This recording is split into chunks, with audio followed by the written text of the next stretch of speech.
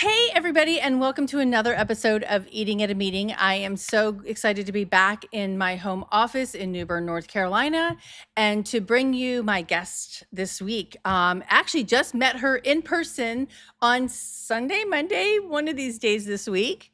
We were both attending and speaking at the Event Connector Conference in Kansas City and learned so much from her. I'm like, hey, do you want to be on the show on Wednesday? So she said yes. So I'm so excited to bring to you Dr. Kristin Malek. She is a behavior change designer and the owner of the Behavior Change Company. She's an Amazon bestselling author of The Path to Designing Behavior Change. And Kristin was like, I need you to sign my book. She brought the book with her this week to get you to sign it. So Kristin blends neuroscience and behavioral science to help event professionals design events that don't just inspire the moment, but actually change behavior and how people think and act after they leave. And that should be the point, right, Kristin? Right? That's what I've been saying. I mean, I remember in my old corporate job, I was like, okay, how do you want to make them feel? What do you want them to leave knowing? And what actions do you want them to take once they've left based on what they've learned? And they're like, what? yeah, exactly. And that's why we bonded so quickly. Yes. And then actually just an exciting note on that is we bonded the fact that Kristin lived in New Bern, North Carolina for a year when she was younger. Did. What a random it's such a small world, and it gets smaller and smaller every day. It really does. It really does. So you come to events, and to actually tell me how you got into connected events to what you do. Were you an event planner beforehand? Absolutely. So I was an event planner, very logistics based for quite a few years. And then I moved to Las Vegas. I was moved up into the executive director of events role. I was in medical association meetings. And then I had this like epiphany light bulb moment. I was in a event debrief and they were talking about how successful it was, and this was for doctors.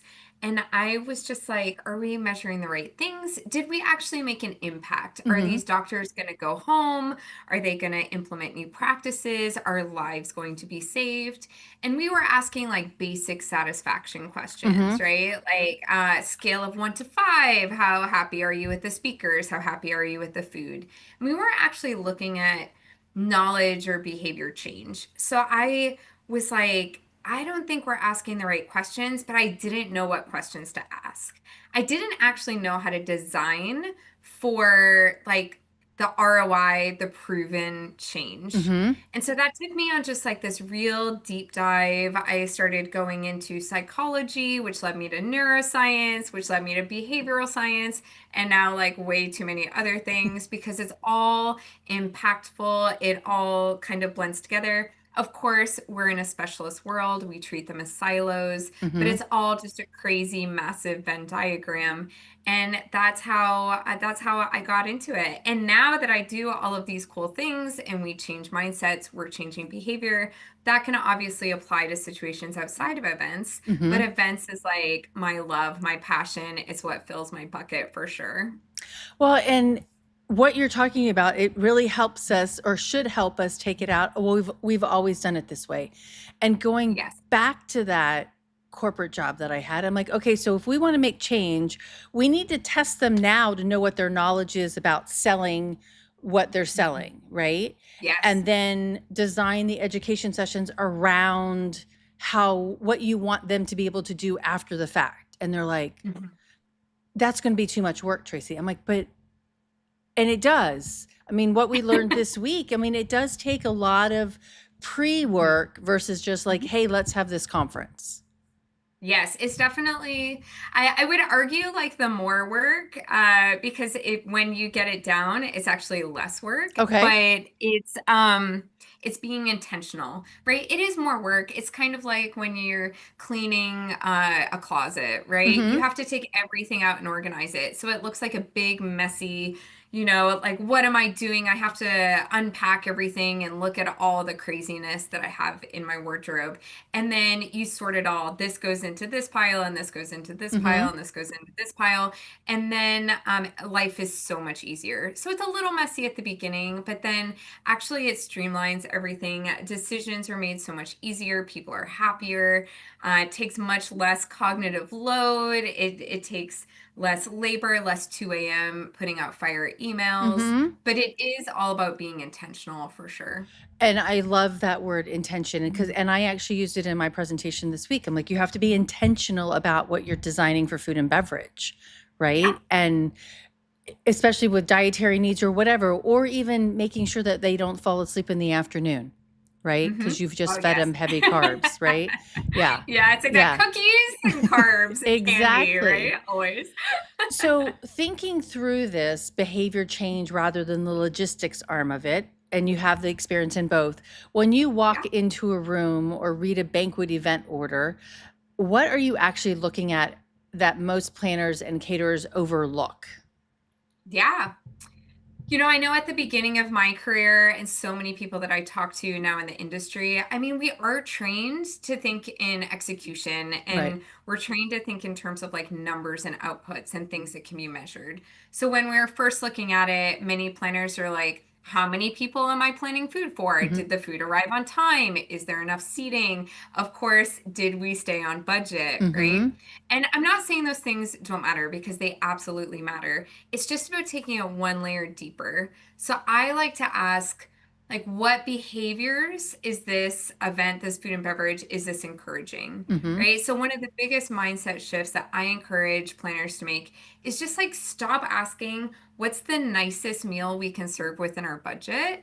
And really just take it like to that purpose mindset of what experience are we trying to create. So when I'm Hmm. looking at a BEO, I'm looking at every decision in a BEO, whether that's meal format or buffet layout or menu wording, even the serving order.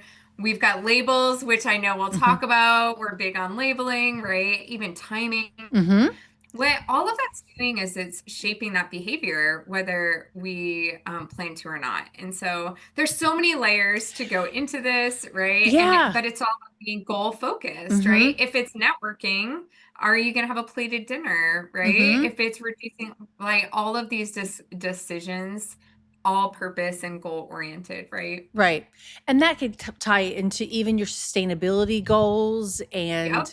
and when you think dietary needs too and figuring out how like I think I mentioned it we were presenting at the same time so you and I didn't see each other's breakout Yeah. sessions.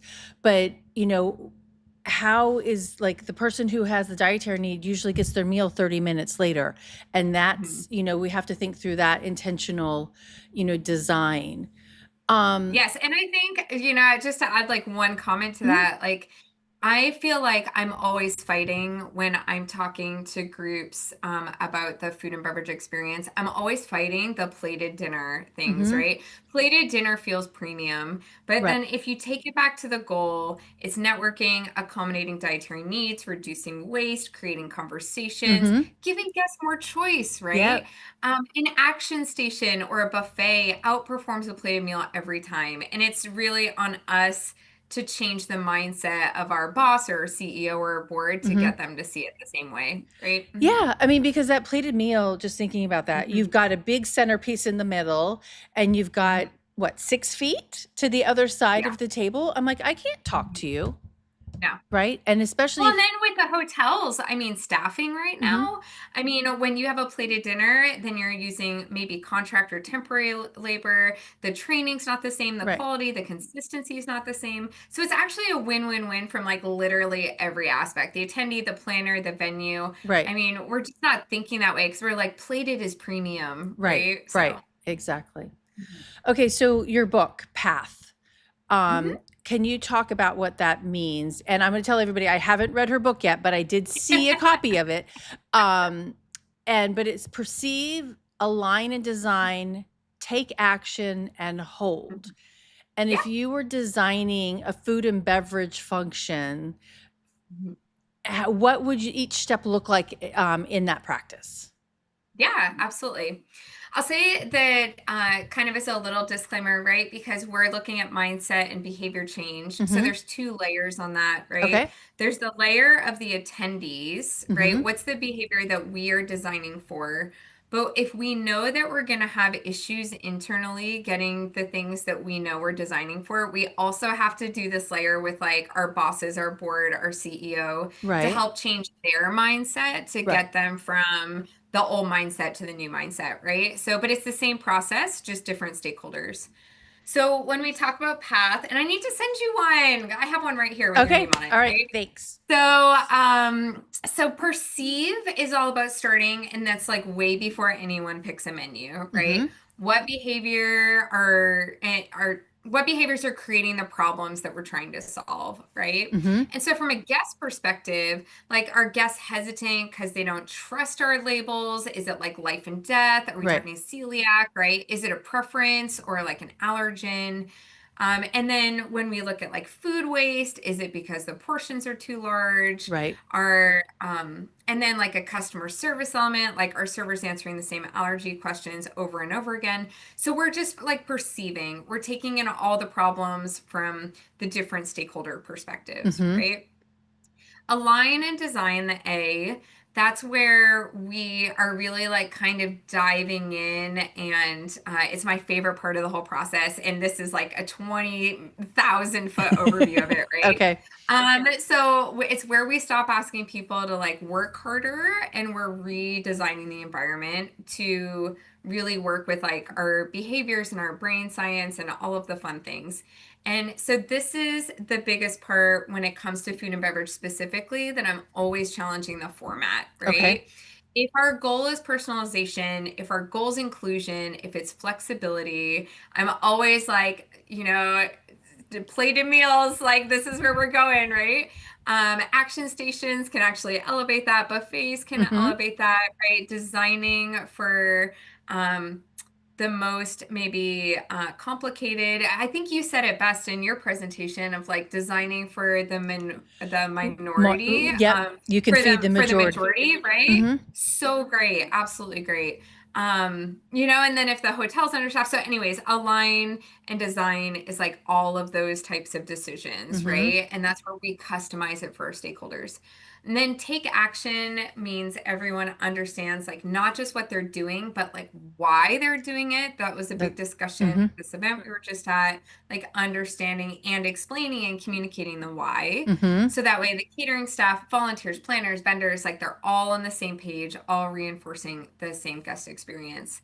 And then hold, the H in path, is where everybody, I say everybody, that's a generalization. It's where the vast majority of people are just missing the mark, right? Mm-hmm. It's where organizations stop too soon. They've started a habit, right? But then it doesn't remain consistent. It's not going forward. Mm-hmm. We're not reinforcing it. We're not making it like a long standing change. It's just like a one and done kind of thing. Right. So if like our main goal is like, did food waste decrease, or were allergy questions reduced? Did the guests seem more confident, Right. right? What behaviors did we actually change? Then we have to like make sure that we're advertising that out or reinforcing it in our messages, Mm-hmm. because people want to feel good about their Yeah. decisions and the events they're spending money at and their overall impact, and we're not helping them do that, right? Well, there's This is like so a 20,000 foot no, overview right there. yeah, So, no, I love it. I really love it. And while you're talking about them, I'm like, I can hear like reiterate stories in my head of events that oh I've yeah, worked on, that like even one with food donations, and the hotel's like, no, no, no, we're not going to do food donations. And I'm like, but why? And they're like, it's corporate policy or it's this. And I'm like, but we can do it and your neighbor does it. So why can't we do it? And so I did get it approved to do, but now I'm really curious to go back and say, are you using the, are you going to do this going forward, or you just did it to shut me up, check the right? box. Yeah. Yep, yep. And one of the people at that hotel is like, how did you do that? Because I'm so upset about how much food we throw away on a daily basis. And I'm like, okay, so I need to call her and say, hey, this is what I did. And why don't you check in with chef and say maybe that she wants to oversee that whole process, right? Yeah, yeah, yeah. And but But actually a change happened this week. I was so excited. So on the menu cards that the hotel had, and I've never seen this before, but the hotel had put at the bottom, it said this item does not contain any of the top 8 allergens on Mhm. like on the steamed broccoli and whatever. I was so Right? impressed by that. I'd never seen it, but I said to the banquet captain, I said, just so you know, there's 9 top allergens now. He goes, there Mhm. are, and I said, yeah, sesame was added. So that was breakfast, and at lunch he had already changed them all. Yeah. And I was like, "Oh my gosh, I'm blown away that you listened and you took that away." So, hopefully they Yeah. continue to do that, but yeah. Hopefully. Yes. They were very very receptive this week. I really was They were great. impressed, yeah. So it was good. Okay, so a lot of behavior change comes down to physical environment as well, and, like, what do you see in the room? When you walk in a room, whether it's a trade show or a banquet room or whatever, how do we apply the lens of path to a room full of food, or whether it's that seated and served or even that action station thing? Where do we where let me get my question out. Where would you expect the biggest untapped opportunity to be when you're designing the room layout? Yeah, absolutely. From so many years of being an executive director of events and being in the planner aspect and logistics before that, like what do we do with our food and our layouts, right? Mm-hmm. We lay things out on the tables. We just put on our floor plan where we want the buffet or action station to be and the drink station to be. And then we just like kind of trust that the banquet staff and, banquet manager and captains, that they're just going to make it look pretty. Right. And so we spend this so much time like choosing the menu, but not like enough time like designing that like food experience, right? Mm-hmm. Unless it's like a food-based event where it's very intentional. There's lots of food-based events that are still not intentional and they're not very Right. good, but there's that thing. So I actually like take a lot of things from retail for this of Okay. like eyesight, right? Mm-hmm. So the things that are on the shelf that's right in front of you are normally like certain brands that pay for that. They're more expensive. Your off brands or your cheaper things are like on the lower levels and the higher Mm-hmm. levels. So the very basic thing is like, what's the first things that guests see? And I guarantee you, your basic like banquet staff, and I know this because I was a banquet staff, right? I was a banquet staff for years. They're not taught that, Right. right? They're like, here's your food bowls, and you have like 45 minutes to set up, and you're putting things out, and you put the cheap stuff before the expensive meats, and Right. like you have the basics, but it's not at this level, right? And then you go into like which dishes are easiest to reach. Like if you're putting different types of fruit or different types of sides, but it's a double-sided buffet, there's only one bowl, it goes on one side. Like most people aren't going to reach across, Right. right? Mm-hmm. And then if they only have one spoon or fork for that and it's on the other side, you're not going to reach across. It's not very inclusive or Right. accessible. Especially I'm super short. I have short arms, right? This week they did do like, can you immediately identify the allergy safe options? Right. Most of the time it's not that good, No, right? it wasn't. But Yeah. I think was like the one thing that's like just so basic and it's like messes with you so much. And this happened this week, right? And they were so good. And I don't know if you were at the like send off thing because you might have Mm-mm. already gone to the airport. But there was like it was beautiful. It was a great room and so many options and it was like a walking chip bar and then like a tater tot bar, Okay. right? And but the thing is they put plates on like and it was one-sided buffet, right? Okay. And so but they put the plates at both sides of the table. And I don't know why they did that. So a bunch of us grabbed our plate and then we were so confused because we were like, okay, like, what is this? Right. Right? Because it wasn't until you started at the beginning that you saw like tater tots and then you like kind of put it together. And then as you're continuing on that way, because it looks like a charcuterie, like you Uh-huh. just go up and you grab some things, right? And it wasn't until I saw Megan Martin and she had like the chips and I was like, "Oh, it's a chip station." And she was like, "Yeah, I started over there and it made no sense, right? And then I I, had to go over here." So everything was beautiful and it was great and it was labeled and everything, but just by simply adding the plates on the other side, kind right. of like you would do at a dessert bar, right? Mm-hmm. You have like your entree and your desserts, but people were grabbing it and going through it backwards and it made no sense. So like the most basic of things, Interesting. like where does your line start, Mm-hmm. right? And so but once you figured it out, it like all made sense. But Right. then you go into signage and Mm-hmm.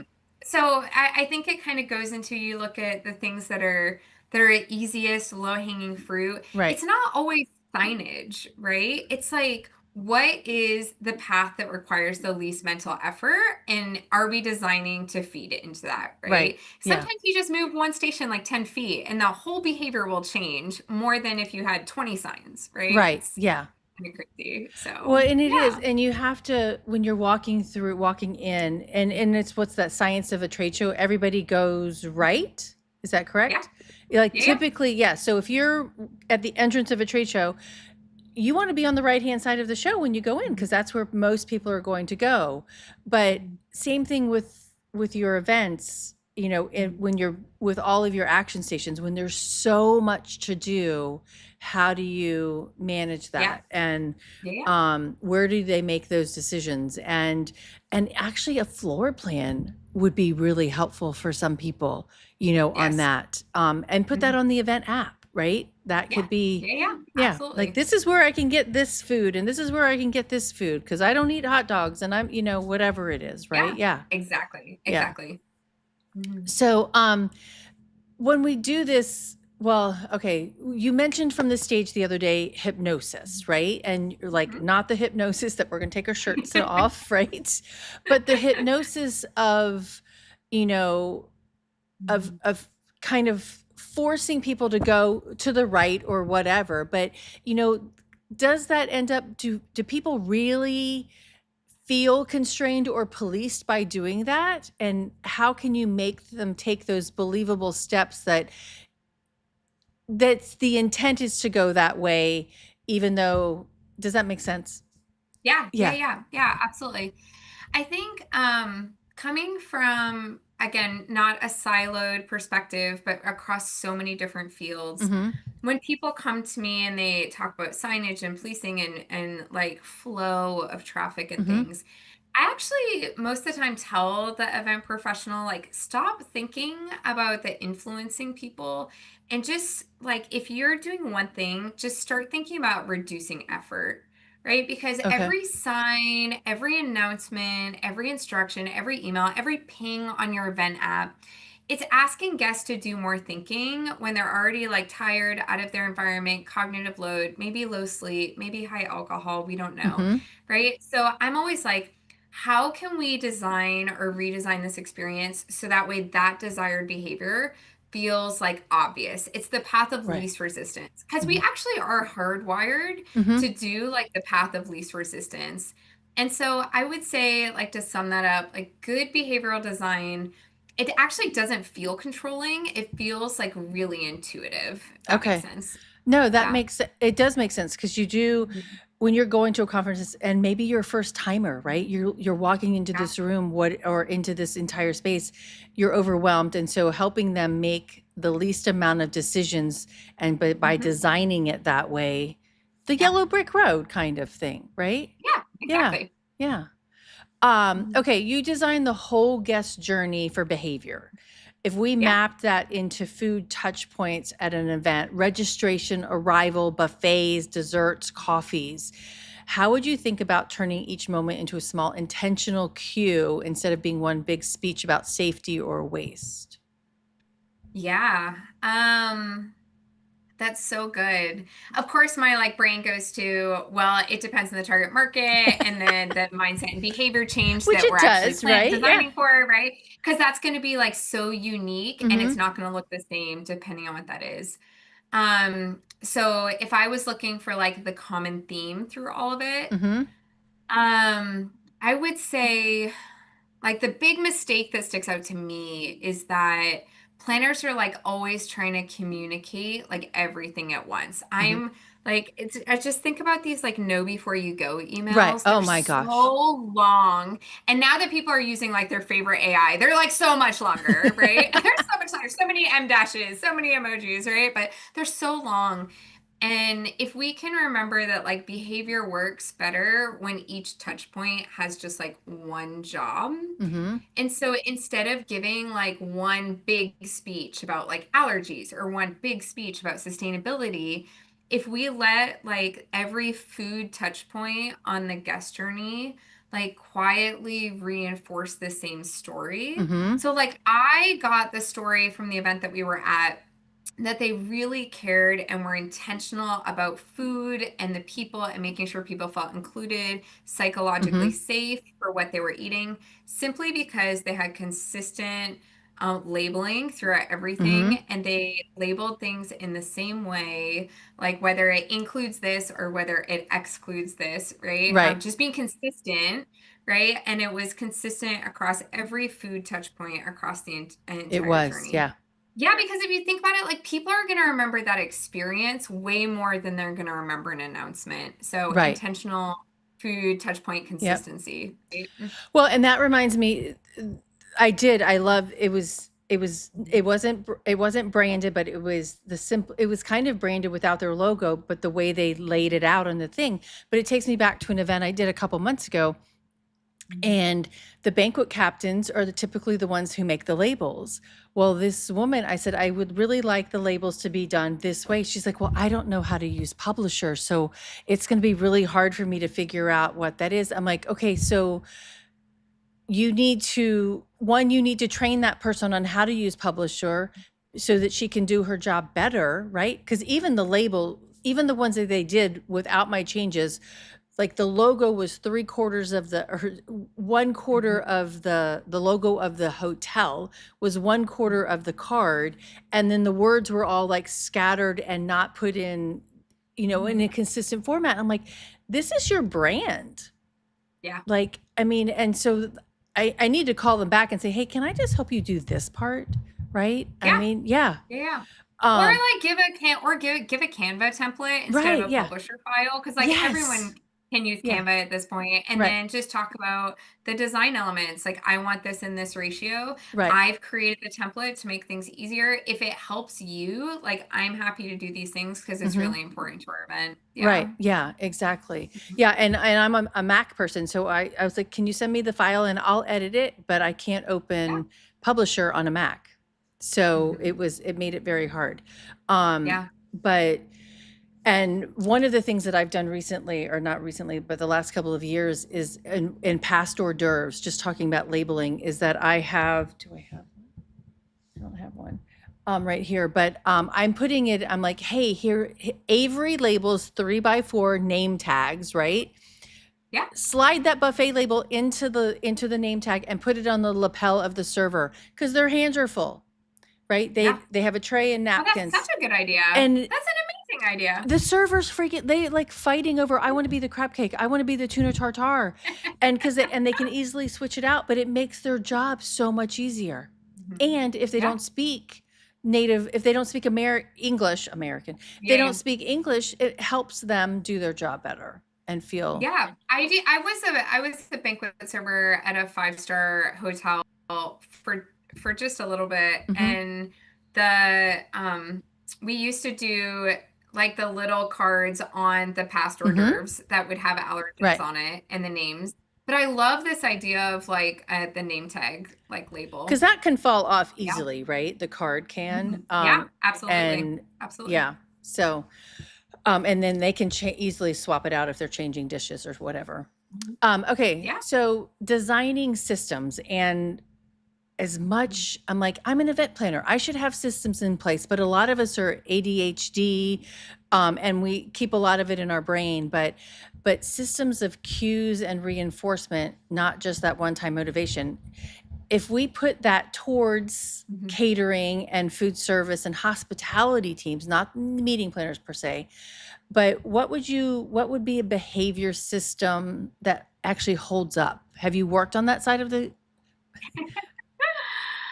Um I mean, I think we can't really answer this Okay. question without like acknowledging just like since Hmm. COVID, staffing, turnover, contracted temporary workers.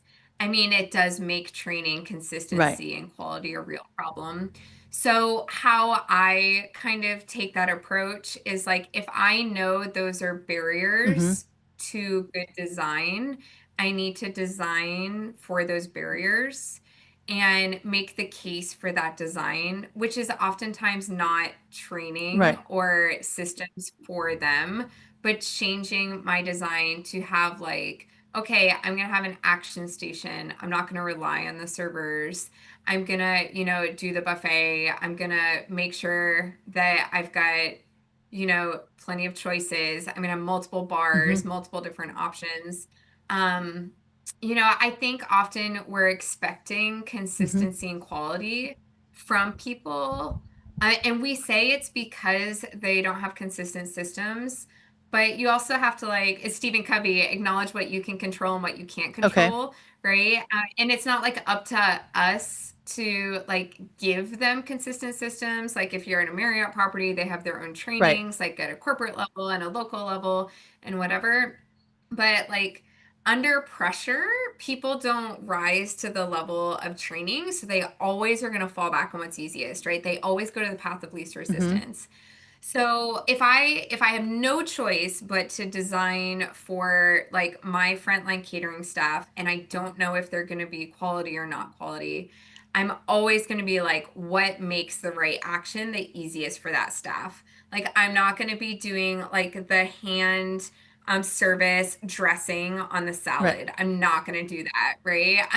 Like there's just certain things that I'm like I know I can't control Right. that and it's going to be a nightmare. So the things I can control, right? Like clear visual standards, I can control consistent labeling, I can control like very simple decision trees, I can control Okay. checklists, I can control like shared language, but the goal can't be about like how do we do a behavioral system for somebody else's employee, right? True. Because they're going to go Hmm. to the path of least Yeah. resistance, right? So just a better design to work with those boundaries, Right. Yeah. right?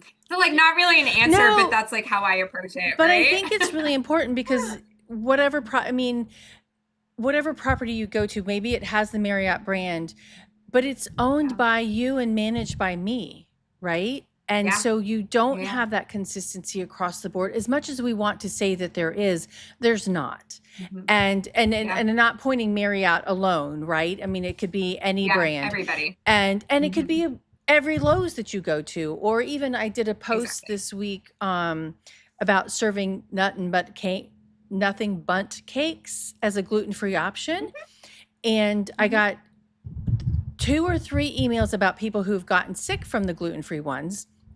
But I had another woman, and I need to reach out to her Hmm. and say, "Okay, did you call the store or did you call corporate?" And the whoever she talked to, they're Yeah. like, "Well, we clean the kitchen and make our gluten-free ones in the morning before we make anything else, and the Yeah. gluten-free ones are then sealed." So Yeah. she and her celiac kid can eat them safely, and that makes a difference. But Yeah, it but it's does. not And it's a it's franchise. to your Mhm. point. Yeah, it's absolutely to your point that like I think people see a Mhm. name and they don't understand the difference between corporate and then Right. franchise. And then of course independently owned and they're all trained different, they're all Mhm. handled different. It's and it makes a big It difference, does, right? yeah. So I like the fact that Mhm. we can control this and we can't, and so that's why I Yeah. like to do my labels and then have chefs proof them, right? So that Yeah. it is Yeah. in that consistent way, unless it's in there, unless they already got it down pat. Um, Yeah. w- um, okay, so neuroscience with event design, and Mhm. Tahira's really big into all of inclusive. Oh Yes. yeah. What's happening in our brains, right? When someone chooses um Mhm. a safe labeled option, or anything, like even if you don't have a dietary need, what happens when our brains, and Yeah. how do we design for the subconscious rather than fighting it? I mean, the Yeah, least path of absolutely. least resistance, you've said it, but what is going on in our Yes. brain? Yeah. So a very like high overview in a very short amount of time, right? Your brain, 5% conscious, 95% unconscious, Oh, subconscious, wow. right? So only 5% of our brain is conscious. That's our logic, that's our creativity, that's our reasoning, that's our positive affirmations, right? Everything else is the 95% subconscious, unconscious. And so our brain's like constantly do do do Mm-hmm. do. That's how you can like drive home and then look around and be like, how did I get here? Because you're just on Mm-hmm. autopilot, right? Your brain's so used to making the same things. So our brain is like constantly asking when it comes to food, especially at events, like, is this safe? Is this familiar? Do I recognize Mm-hmm. it? Can I trust Right. this? Right? It's always running that program, even though it's not conscious. Like I'm not consciously looking at it being like, is this familiar? Like my brain just knows, like, oh, I know what this Right. is, Mm-hmm. right? So then when things look weird or different, if someone has to really stop and focus on your labels or search for information, what you've done is like you've just increased the cognitive load. And at events Mm-hmm. that are super content heavy, that's really difficult, Right. right? We're just trying to get the basic like survival food Mm-hmm. like at some level and then a positive experience on top of that. So I think the planner's job in this case like in a Mm-hmm. neuroscience perspective, it's not simply to like provide information. It's like really to reduce uncertainty because our brain is hardwired for Mm-hmm. safety. Like our number one like unconscious like our prime directive of our brain is safety and security. And that definitely comes down to food. So when something feels like easy, trustworthy, obvious, people are much more likely to make that Mm-hmm. choice, label or no label, Right. right? Mhm. Your Yeah. driving down the road thing, I was at the International Caterers Association conference in Savannah a couple weeks ago, and it's really a shame that I forgot what speaker said this, but he's like, it's an anomaly. Because literally, I was driving home today from Raleigh Mhm. to New Bern, and Yep. like you can do that thing, but when you see a fire truck or something, that's the anomaly, right? Like you Yeah. want to, Yeah. that should be your surprise and delight aspect of your event, Mhm. Yeah. or whatever like that is, because you're right. I'm like, we know that that's a hot dog, or we know that that's a, I don't know why hot Mhm. dogs are in my brain today, you know. We know that that's a tater tot, but we didn't know that this was a tater tot bar, right? Yeah. Yeah. So Yeah. I like that, because we have Mhm. to, and if consistent labeling is that anomaly, Yes. you're going Yeah. to create some safety. Yeah. Wow. All right. I love that. Um, okay, so if a caterer and a planner wanted to work together and Mhm. change exactly one food and beverage behavior at their next event, where would you start them, and how would they know it worked?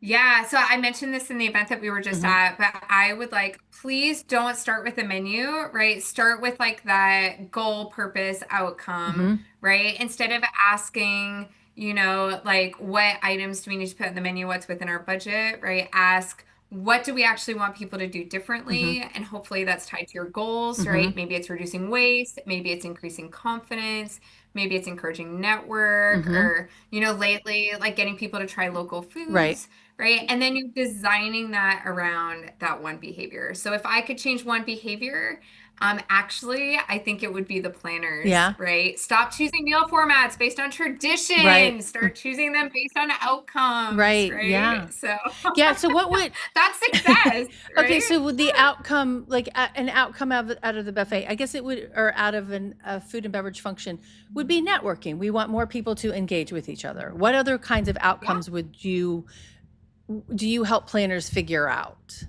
from a food and beverage function? Yeah, like literally everything that I just Mhm. said in terms of like it could be an outcome that's reducing Okay. waste, Yep. right? Or it could be an outcome that's like increasing confidence with guests with allergens, Mhm. right? Like you work in these conferences that are very large that have a lot of Mhm. requests, restrictions, dietary preferences, right? And so having them feel Right. confident, right? Maybe it is encouraging networking, right? And all of those food and beverage events and aspects of the event are going to be designed very differently depending on what that outcome Okay. is. But the problem is people are just like, okay, I have a 3-day event. I have 3 breakfasts and 3 dinners, or 3 lunches and 2 dinners. And here's my budget. Here's like the hotel Standard. menu Yeah. of the Mm-hmm. day that has the lowest one, right? So it's not intentionally designed. It's designed for Right. budget. And so just being very intentional with Yeah. that. And looking Mhm. through and how can I, like, hey, pay $10 more to switch the menus out for the Yeah. day, right? Or whatever that day of the week Yeah. is. Yeah. Yeah. Yeah. One of the Mhm. things that, and I remember this early on in our conversation today, is that I remember going to I think it was WEC back in 2010, and we were in Vancouver at the convention center, which I don't know if it was designed for the Olympics, but it was right after the Olympics in 2010.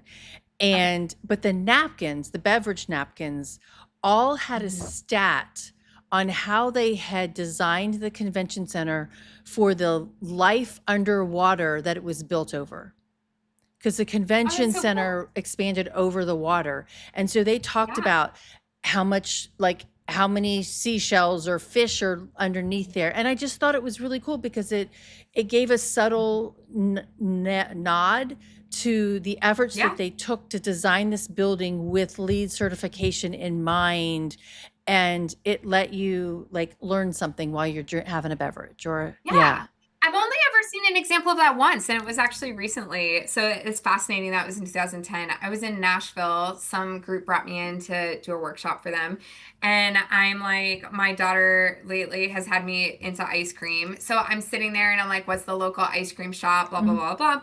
And I'm in Nashville, and they had napkins, like small bev nap type napkins, and it gave like facts about the dairy and the ice cream Oh, that's and cool. there was like waste, and but like it was all about like production and things they didn't know. And I'm sitting there like reading the napkins. Of course you use the napkins, but then I took one so I could like bring it home as an Right. example of like, this is so cool. Yeah. Yeah, Well, that's and really that fun. just makes me, I'm like, we order so many napkins with like the eating at a meeting logo on it because I'm sponsoring that reception or whatever. Mhm. Do meeting planner, and if you're doing that, do some facts about your company or why your Yeah. company solves a problem, and maybe your logo's a little bit small in that, or it's not even on Yeah. there, right? Mhm. It's just Yeah. facts about what, and not even like my system, I create name badges, right? No, but what do you solve? What problem do you solve? Exactly. Yes. What problem do you Yeah. solve? Yes, because people are going to read that because they're self-interested. Right. And if you have a variety of different like problems and solutions, and then again with your logo, subconscious Mm-hmm. messaging, right? You're planting all these seeds. People will start collecting the Right. napkins, Mm-hmm. which is like fun, Right. right? Exactly. Right. Okay, this is so interesting, and I'm so glad that we met. And Mhm. so I'm gonna wrap it up with some 5 rapid fire questions. Are you good with that? I'm good. I'm Okay, solid. a food habit that you've successfully designed into your own daily life. Incorporating protein shakes in the morning by making them the path of least resistance. Because you've already made them, or Has that? Yep, they're pre-made. okay, They're all pre-made. right, Yeah. awesome. All right, Mhm. signage or a conversation, which changes behavior faster at an event? Ooh. Um, well, conversation changes minds, but design changes habits. So Interesting. I think you need both. Okay. No, I like that. Yeah. And it's important to understand that you do need both. Mhm. Yeah. Yeah. Okay. Yeah. A food or dish you'll always come back for no matter how it's plated.